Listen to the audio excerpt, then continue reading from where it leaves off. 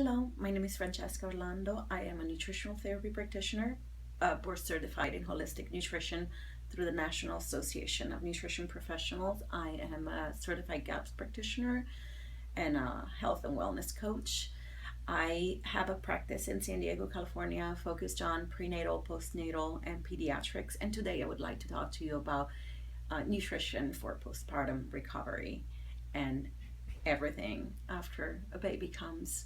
Um, Whether you deliver through C-section or you had a natural birth, there's a lot of trauma to the tissue that goes along with birthing a 7, 8, 9, 10 pound baby.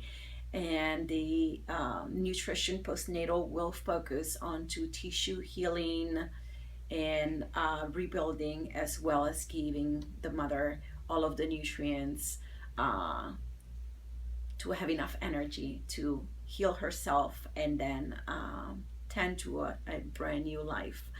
One of the other important aspects of postnatal nutrition is mood balancing. We do know that postpartum depression is a big epidemic in our country, and we know that even men can suffer from depression postpartum when welcoming a new life in your family can be so wonderfully disrupting, and it's a big change both on a woman and on the man.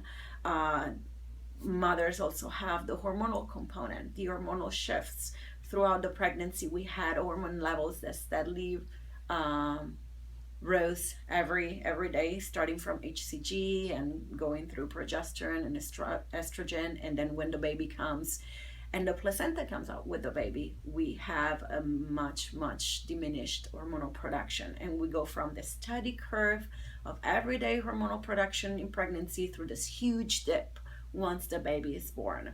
A lot of women bounce back very well, and a lot of women need a little help modulating those hormones and modulating the mood response that goes with the hormonal changes and the hormonal shifts of the postpartum period. A lot of women resort to things like placenta encapsulation or herbs or amino acid therapy, essential oils, Bach flowers. There are so many natural therapies that we can try to help boost your moods and your partner's moods, as well as a healthy diet that is void of processed foods and dyed foods and all of those foods that are known to be affecting mood somehow. And then, of course, I do believe that there is a place for medication when there is a need and when all other therapies have failed. We have referrals for those as well.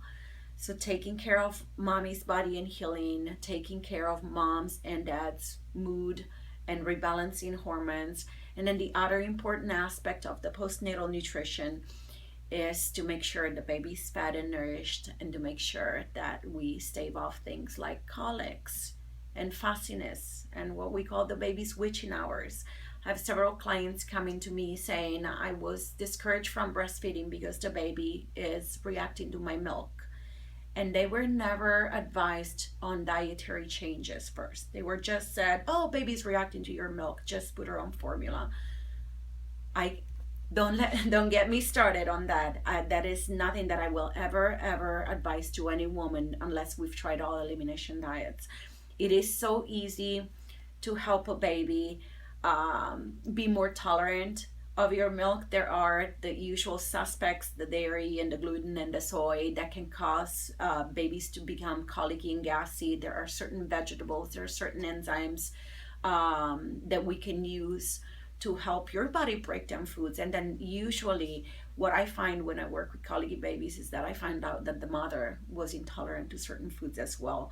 So switching to formula when you are producing milk is never a good solution. Working on your diet, cleaning up your diet is always the best way to go. And working with someone who can help you do it incrementally and can help you track progress is probably going to go a long way.